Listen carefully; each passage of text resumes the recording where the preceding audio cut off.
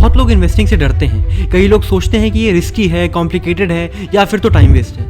लेकिन सच ये है कि अगर आप अपने पैसों के साथ कुछ नहीं करते तो वो और ज़्यादा रिस्की है, क्योंकि एक इनविजिबल चोर है इन्फ्लेशन नाम का, जो धीमे धीमे आपके पैसों की वैल्यू को कम करता जा रहा है। जो 1000 रुपये आपके वॉलेट में 1 साल पहले थे, उसकी वर्थ आज कम हो चुकी है। अगर आपको यकीन नहीं हो रहा तो एक सिंपल एग्जांपल लो। जो बर्गर आप 3 साल पहले 40 रुपए में खरीदते थे, वो आज 80 रुपए का हो गया है। इन्फ्लेशन आपके पैसे को खत्म कर रहा है, और अगर अभी भी कुछ नहीं किया तो ये गैप बढ़ता जाएगा। दोस्तों, सबसे एक्साइटिंग बात इन्वेस्टिंग की ये है कि आपको ना तो लाख रुपए की जरूरत है, ना 50,000, ना 10,000। सिर्फ 1,000 से आप इसको शुरू कर सकते हैं, और सिर्फ 1,000 भी नहीं, आप 100 रुपए से भी इन्वेस्टिंग शुरू कर सकते हैं। और मैं गारंटी करता हूं कि अगर आपके पास एक राइट अप्रोच होगी तो इस 1000 रुपए या 500 रुपए को आप आसानी से 30,000 में या 20,000 में बदल सकते हो। क्यूरियस हो? चलो अब मैं बताता हूं कैसे करना है। सबसे पहले मैं समझाता हूं कि ये काम कैसे करता है। 2 चीजें हैं, म्यूचुअल फंड और ईटीएफ्स। ये म्यूचुअल फंड या ईटीएफ एक बास्केट है जिसके अंदर ढेर सारी अलग अलग कंपनीज होती हैं। जब आप अपना पैसा इनमें लगाते हो तो आपका पैसा ऑटोमेटिकली अलग अलग कंपनीज में डिवाइड हो जाता है। मतलब अगर एक कंपनी परफॉर्म ना करे तो बाकी कंपनीज लॉस को कवर कर देती हैं। इसका फायदा ये है कि रिस्क कम हो जाता है और आपका जो इन्वेस्टमेंट है वो ज़्यादा सिक्योर होता है।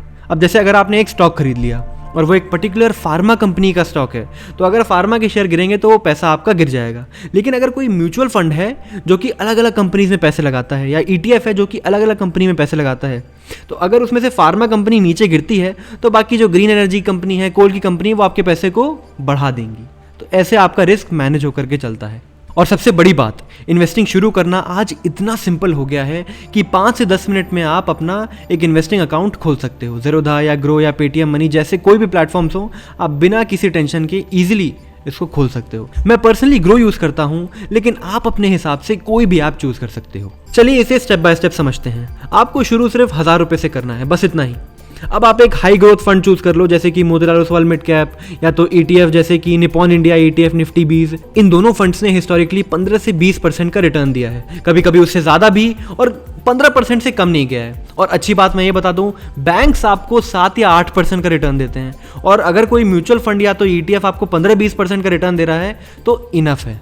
तो मैं ऐसे ही फंड्स में अपने पैसे लगा दूंगा।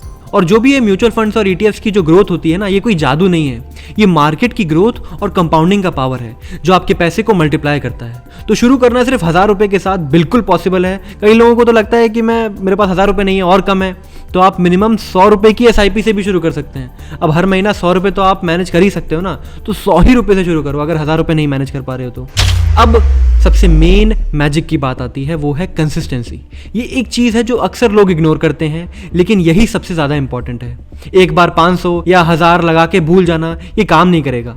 हर महीने एक रिमाइंडर लगा लो और उसी शिद्दत के साथ आप अपनी इन्वेस्टमेंट करते रहो। इससे आप अपनी वेल्थ नहीं बढ़ा रहे, बल्कि आप अपने लिए एक स्ट्रॉन्ग हैबिट और एक सिस्टम क्रिएट करोगे जो आपके लिए काम करेगा। इवन जब आप सो रहे होगे, ये एक ऐसे मशीन बन जाएगी जो टाइम के साथ आपके पैसे को मल्टीप्लाई करती रहेगी। अब मुझे पता है कि आप क्या सोच रहे हो, अगर पैसा डूब गया तो? ये बिल्कुल वैलिड कंसर्न है, लेकिन ये समझना ज़रूरी है कि अगर आप डाइवर्सिफाइड फंड्स में इन्वेस्टेड हो तो आपका रिस्क ऑटोमेटिकली कम हो जाता है, क्योंकि आपका पैसा अलग अलग जगह स्प्रेड होकर के रखा है।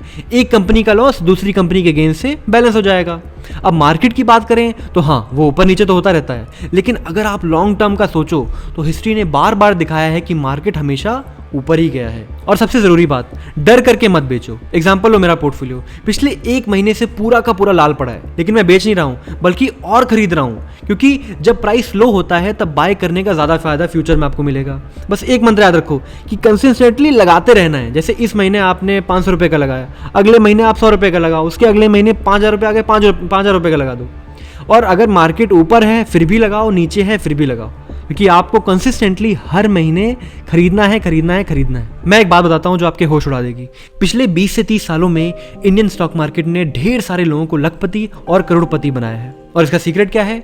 डिसिप्लिन और पेशेंस। हाँ दोस्तों, ये दोनों चीजें ही उनके सक्सेस का फॉर्मूला बनी है और आपके भी सक्सेस का फॉर्मूला बन सकती हैं। आपको ये चीज याद रखनी होगी, जितना लंबा आपका पैसा मार्केट में रहेगा उतना ज्यादा वो आपके लिए काम करेगा। तो अभी शुरू करो और अपने पैसों को टाइम दो ग्रो करने का।